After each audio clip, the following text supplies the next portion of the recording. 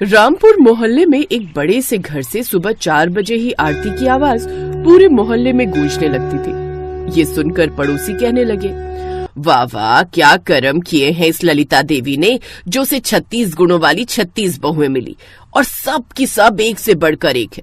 ना जाने क्या कर्म किए होंगे उसने। राज रानी की पूरी 36 बहुएं थी। वो सुबह रोज 4 बजे भगवान की पूजा से शुरू होती थी। अरे माँ जी, उठ गई आप? सच में मैं बड़ी ही भाग्यशाली हूँ। मैंने तो कभी सपने में भी नहीं सोचा था कि मेरे घर में सुबह तड़के 4 बजे की आरती होगी। इसके बाद सभी बहुएं घर के कामकाज में जुट गई। अरे बहुओं, ये तुम दोनों इतनी सुबह सुबह कहाँ से सब्जी ला रही हो? अभी तो कोई ठेले वाला खुला भी नहीं होगा। माँ जी, बाजार जाकर भला कौन ही बासी सब्जियां लाएगा? ये तो हम मोहन भाई से खरीद कर लाई हैं। वो सुबह तड़के जाकर अपने खेत से हरी हरी ताजा सब्जियां तोड़कर लाते हैं ना, फिर मंडी में जाकर बेचते हैं। तो हम सीधा उनके खेत से ही खरीद लाई। देखो तो कैसे एकदम हरी ताजा फ्रेश सब्जियां हैं। कितनी अच्छी हरी भरी सब्जियां, करेले, तोरी, भिंडी और साग लाई हूँ। आपको कल से साग खाने का मन कर रहा था ना, इसलिए। वो ये बात कर ही रही थी कि तभी दूसरी बहू पूजा वहाँ आ जाती है। माँ जी, आप जल्दी से जाकर अब नहा लीजिए। आपके लिए पानी भी गर्म करके रख दिया है, साथ ही कपड़े भी प्रेस करके रख दिए। हाँ, तब तक आपके लिए गर्मा गर्म नाश्ता तैयार कर देते हैं हम। सच में तुम सबकी सब कितनी अच्छी हो, एकदम सर्वगुण संपन्न।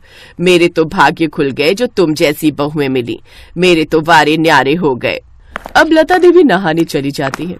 कुछ देर बाद जब वो लौट कर आती है तो खाने की टेबल पर उसके लिए 36 तरह के पकवान बनकर तैयार होते हैं। अच्छा, जरा टीवी भी लगा दो, खाना खाते खाते थोड़ा मनोरंजन ही हो जाए।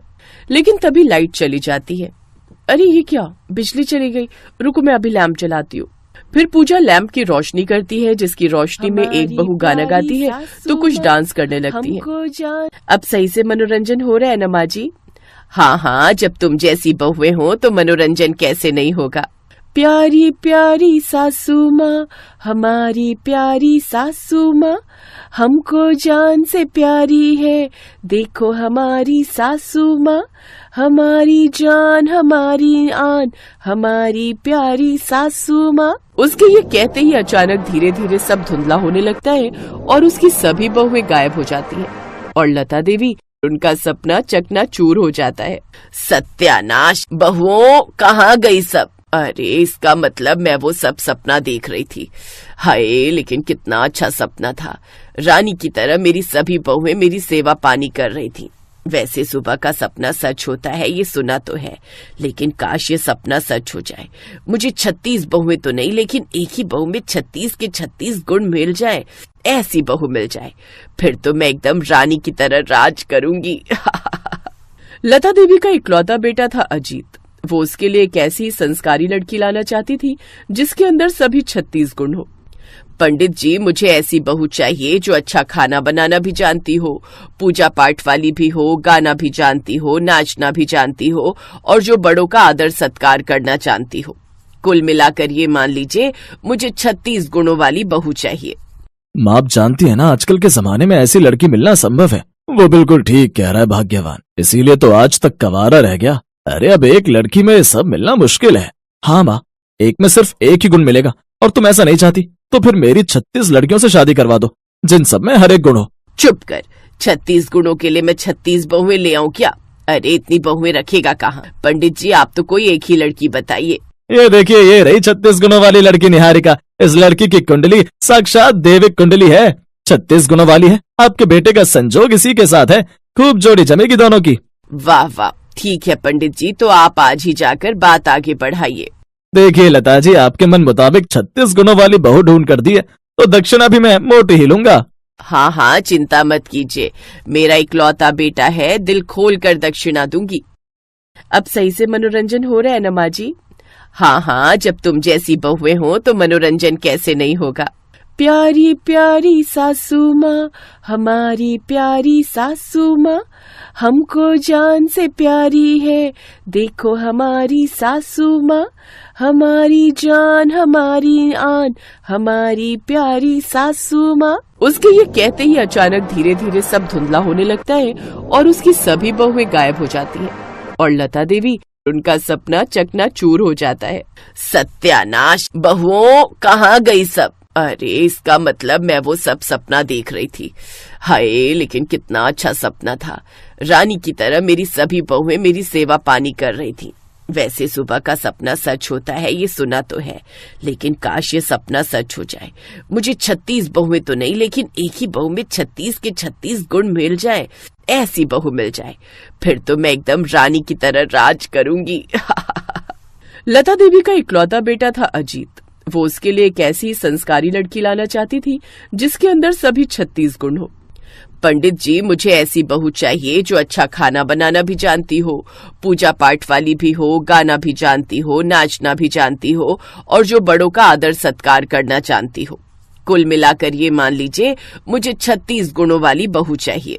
माँ, आप जानती है ना आजकल के जमाने में ऐसी लड़की मिलना संभव है। वो बिल्कुल ठीक कह रहा है भाग्यवान, इसीलिए तो आज तक कवारा रह गया। अरे अब एक लड़की में सब मिलना मुश्किल है।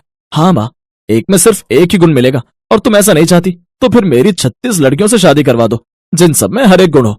चुप कर, 36 गुणों के लिए मैं 36 बहुएं ले आऊं क्या? अरे इतनी बहुएं रखेगा कहाँ? पंडित जी, आप तो कोई एक ही लड़की बताइए। ये देखिए, ये रही 36 गुणों वाली लड़की निहारिका। इस लड़की की कुंडली साक्षात देविक कुंडली है, 36 गुणों वाली है। आपके बेटे का संजोग इसी के साथ है, खूब जोड़ी जमेगी दोनों की। वाह वाह, ठीक है पंडित जी, तो आप आज ही जाकर बात आगे बढ़ाइए। देखिए लता जी, आपके मन मुताबिक 36 गुणों वाली बहू ढूंढ कर दी है तो दक्षिणा भी मैं मोटी ही लूंगा। हाँ हाँ, चिंता मत कीजिए, मेरा इकलौता बेटा है, दिल खोल कर दक्षिणा दूंगी। अब बात आगे बढ़ती है और देखने दिखाने की रस्म के बाद रिश्ता पक्का हो जाता है और निहारिका ब्याह कर अपने ससुराल आ जाती है। उसकी सास हाथों में थाली लिए उसके स्वागत के लिए खड़ी होती है। तभी वो बोलती है, उफ कितनी गर्मी हो रही है, अरे यार कोई एसी चला दो, नहीं तो मैं बेहोश हो जाऊंगी। ये कहते ही निहारिका ने सर से घूंघट हटा दिया। ये देखकर पड़ोसन बोली, अरे ये क्या लता बहन, तुम्हारी बहू तो बड़ी बेशरम निकली, जो आते ही अपने सर का घूंघट निकाल कर बैठ गई। इसने तो अपनी मुंह दिखाई यहीं कर दी। अपनी बहू की करनी पर पर्दा डालते हुए लता लड़खड़ाते हुए बोली, हाँ हाँ तो क्या हुआ, वो सच ही तो कह रही है, कितनी गर्मी है यहाँ, बेचारी बहू का क्या हाल हो रहा होगा। तू भी न सरला, बस राई का पहाड़ बनाना जानती है, चल अब जा यहाँ से। आपने सुना नहीं चुगलखोर आंटी, माँ जी ने क्या कहा, आप जाइए यहाँ से। सरला वहाँ से गुस्सा होकर चली जाती है। छोड़ो बहू उसकी बातों को, अब तुम ये कलश गिराकर अंदर आओ। निहारिका उस कलश को इतनी जोर से लात मारती है कि वो कलश सीधा जाकर उसके ससुर के माथे पर लगता है। हे राम, मार डाला रे, मार डाला। सॉरी ससुर जी, वो गलती से लग गया। अच्छा चलो कोई नहीं, अब जाओ, जाकर तुम आराम करो, थक गई होगी, फिर कल सुबह तुम्हारी पहली रसोई की रस्म भी है ना। उस वक्त तो वो दोनों वहाँ से चले जाते हैं। फिर अगले दिन सुबह निहारिका कट स्लीव वाली वेस्टर्न ड्रेस पहनकर बाहर आती है। गुड मॉर्निंग माँ जी, कॉफी है? नहीं नहीं बहू, मैं कॉफी नहीं पीती, चाय ही बना दे मेरे लिए। मैं आपको बनाने के लिए कह रही हूँ। है, लेकिन मैं क्यों बनाऊंगी, वो तो तुम बनाओगी ना, तुम इस घर की बहू हो। लेकिन मुझे तो कुछ बनाना आता ही नहीं। है, नहीं आता? हे भगवान, ये तो मेरे साथ धोखा हो गया। 36 गुण वाली बहू मांगी थी, इसमें तो एक भी गुण नहीं है। तो जब तुझे चाय बनाना ही नहीं आता तो फिर खाना बनाना तो आता ही नहीं होगा। पहली रसोई में क्या बनाएगी फिर, घंटा? हाँ माँ जी, मुझे सिर्फ पाउड बनाना आता है, सेल्फी खींचते वक्त बनाते हैं ना वो। सत्यानाश, इन आजकल की लड़कियों को ना तो चाय बनाना आता है और ना खाना बनाना, फिर आता ही क्या है पाउड बनाकर और जीभ निकालकर सेल्फी खींचना। बस उस पंडित को तो मैं छोड़ूंगी नहीं। 36 गुणों वाली बहू बताकर निकम्मी बहू पकड़ा गया। खैर, अब किया भी क्या जा सकता है। अब लता अपनी बहू को चाय बनाना सिखाती है। चल अब चीनी पत्ती डाल। कितनी डालूं माँ जी? हे राम, एक काम कर, पूरी बरनी ही उड़ेल दे, पानी उबल गया है। ठीक है माँ जी। निहारिका सच में पूरी बरनी ही उसमें उड़ेल देती है। हे राम जी, ये बिन पेंदी का उल्टा लोटा मेरे ही पल्ले पड़ना था। बहू तू ये सब छोड़ और बाहर जाकर साफ सफाई का काम कर, खाना मैं बना लूंगी। जो हुकुम माँ जी। अब लता देवी खुद ही खाना बनाने लगती है और निहारिका बाहर साफ सफाई का काम करने लगती है। लेकिन जब लता बाहर आई तो अपनी बहू को झाड़ू लगाता देख माथा पकड़कर बैठ गई। अरे बहू, मैंने तुझे झाड़ू लगाने के लिए कहा था, बैट बॉल खेलने के लिए नहीं। ला दिखा मुझे झाड़ू। देख ऐसे लगाते हैं झाड़ू, ले अब तू भी लगा। जी माँ जी। फिर अगले दिन, हे राम बहू, ये क्या किया, पूरा जग भरकर इस आटरे में उड़ेल दिया, अब इसमें थोड़ा सूखा आटा डाल। इसी तरह वो अपनी बहू को हर काम बारीकी से सिखाती है। ऐसे 3 महीने बीत जाते हैं।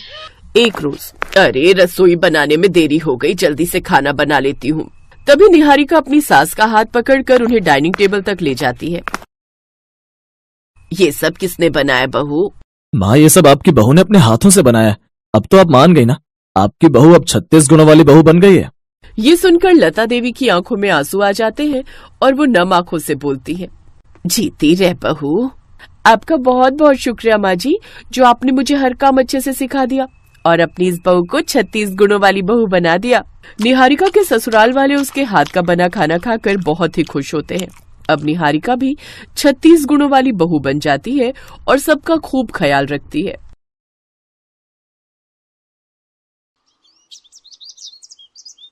माँ जी, बहुत बढ़िया क्रीम है। आप एक बार लगाओगी तो आपके चेहरे की सारी झुर्रियां कुछ ही दिनों में गायब हो जाएंगी। अच्छा, फिर तो एक नहीं 2 क्रीम दे दे। वैसे कितने पैसे हुए? माँ जी, मात्र 315 रुपए। ये दोनों एंटी एजिंग क्रीम है। अच्छा रुको, मैं देती हूँ। अरे, मेरे बटुए में सिर्फ 300 रुपए ही हैं। अब क्या करूं? मेरा घर बस थोड़ी दूर ही है। मैं फिर क्रीम बाद में ले जाऊंगी। अभी तुम मुझे बाकी का सामान दे दो। 1 सेकेंड, ये लो 15 रुपए। पर बेटी, मैं तो तुम्हें जानती भी नहीं हूं और तुम मुझे बिना जाने पैसे दे रही हो। अभी जान लीजिए आंटी जी, वैसे मेरा नाम स्वीटी है। टेंशन मत लीजिए, वो तो मैं आपको देख रही थी कि आपको क्रीम पसंद आई है, इसलिए सिर्फ 15 रुपए की तो बात है। आप मुझे बाद में दे दीजिएगा। जीती रहो बेटी। वैसे तुम कहाँ रहती हो? तुमसे फिर मुलाकात करनी हो तो कैसे करूं? तुम्हारे पैसे भी तो देने हैं। रुकिए आंटी जी, मैं आपको अपना फोन नंबर देती हूँ। आप मुझे फोन पर अपना घर का एड्रेस दे दीजिएगा, मैं आ जाऊंगी। इसी बहाने आपसे मिलना भी हो जाएगा। हाँ, ये ठीक रहेगा। लिख लो तुम मेरा नंबर। सुमित्रा पास में ही एक मोहल्ले में अपने बेटा और बहू वर्षा के साथ रहती है। सुमित्रा की बहू वर्षा एक गरीब घर से आई है, इसलिए सुमित्रा अपनी बहू वर्षा को पसंद नहीं करती। वो अपने बेटे की दूसरी शादी करना चाहती है, इसलिए वो एक अमीर घर की लड़की ढूंढ रही है। वर्षा ने तलाक देने से मना कर दिया। वो बहुत ही सीधी सादी है और गरीब परिवार की है। इस कारण उसने अपने सास को कह दिया कि अगर वो दूसरी शादी करना चाहती है तो कर सकती है। उसे तो बस अपने पति के घर में रहना है, चाहे जैसे मर्जी रहे। उसकी मजबूरी है कि वो उस घर को छोड़कर नहीं जा सकती। इस घर के सिवा वो आखिर कहाँ जाएगी? इसी मजबूरी में वो अपने दिन काट रही है। वर्षा, ओ वर्षा, मेरी मेहमान आने ही वाली होगी। जल्दी से गरम गरम पनीर और आलू के पकौड़े तैयार कर। माँ जी, कौन आने वाला है? फोन तो किसी का नहीं आया। है कोई? तुझे क्या मतलब? तुझे जितना कहा है उतना कर।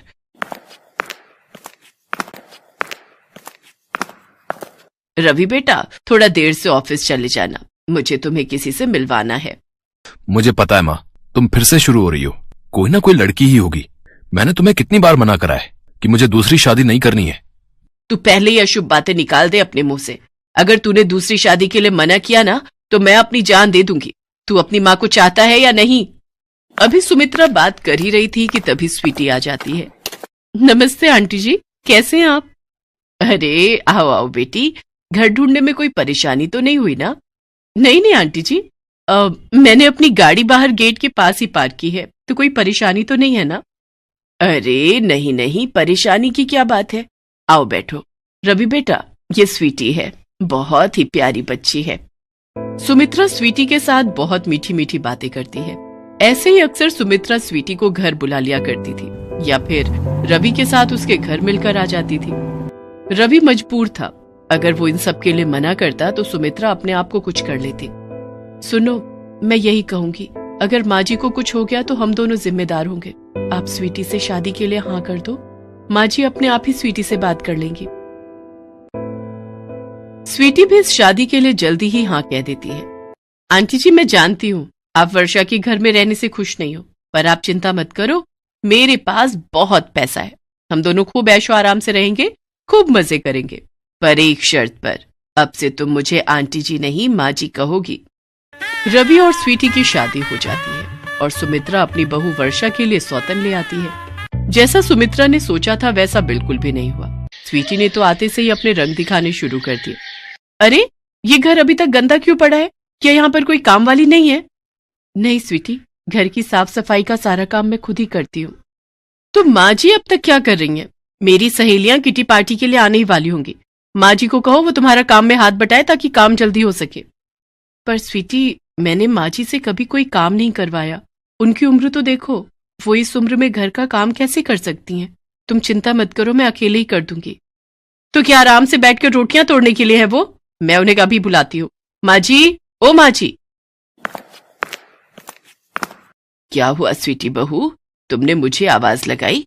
इस वर्षा ने तुम्हें कुछ कहा तो नहीं? किसकी मजाल है जो मुझे कुछ कह जाए? मैं तो आपको बुला रही थी। जल्दी से झाड़ू हाथ में पकड़ो और पूरे घर में लगा दो। मेरी सहेलियों ने आना है। मुझे पूरा घर शीशे की तरह चमकता हुआ दिखाई देना चाहिए। अब आप ऐसे इस तरह बैठी रहोगी तो घर के काम कैसे होंगे? कैसी बातें कर रही हो स्वीटी बहू? जब से वर्षा बहू आई है मैंने घर के किसी काम को हाथ नहीं लगाया। मैं तो घर के काम करना कब का भूल चुकी हूँ। तो अब कर लो, अभी तो कर सकती हो। मुझे कुछ नहीं सुनना, चुपचाप घर का काम कीजिए। ऐसे इस घर में कोई नहीं रह सकता। सुमित्रा सोच में पड़ जाती है। उसने अपने पैरों पर खुद ही कुल्हाड़ी मारी थी। वर्षा जैसी बहू के होते हुए उसने स्वीटी जैसी लड़की को अपनी बहू बनाया, जिसकी वजह से आज वो इस उम्र में घर के काम कर रही थी। क्या बात है स्वीटी, तेरी तो दोनों नौकरानियां बिल्कुल बेकार हैं। इन्हें तो जैसे घर के काम ही नहीं आते। देखा, इस बूढ़ी नौकरानी ने मेरी साड़ी के पल्ले पर दाल गिरा दी। क्या? रुक, मैं अभी इन्हें सीधा करती हूँ। तुम्हारी हिम्मत कैसे हुई मेरी सहेली की साड़ी को खराब करने की? अब तुम भूखी रहोगी, तुम्हें पूरा दिन कुछ खाने को नहीं मिलेगा। तुम्हारी यही सजा है। रवि कहीं बाहर गया हुआ था। उसके पीछे ही स्वीटी ने सुमित्रा और वर्षा को बहुत परेशान किया। सुमित्रा भूखी प्यासी घर के काम कर रही थी। तभी वर्षा चुपचाप उसके लिए खाना लेकर जाती है। माँ जी, ये लीजिए, खाना खा लीजिए, आपको भूख लगी होगी। पर वर्षा बहू, ये खाना तो तुम्हारा है, तुम मुझे दे रही हो, फिर तुम क्या खाओगी? माँ जी, मुझे भूख नहीं है। मेरे से ज्यादा आपको खाने की जरूरत है। आपको अपनी बीपी की दवाई भी लेनी होती है ना। आप ये खाना खा लो। मेरे से कितनी बड़ी गलती हो गई। मैं अपनी बहू की सौतन ले आई। हे भगवान, मेरी गलती को क्षमा कर देना। वर्षा बहू, तू चिंता मत कर। अगर गलती मैंने की है तो मैं ही इसे सुधारूंगी भी। मैं स्वीटी को घर से निकाल कर ही दम लूंगी।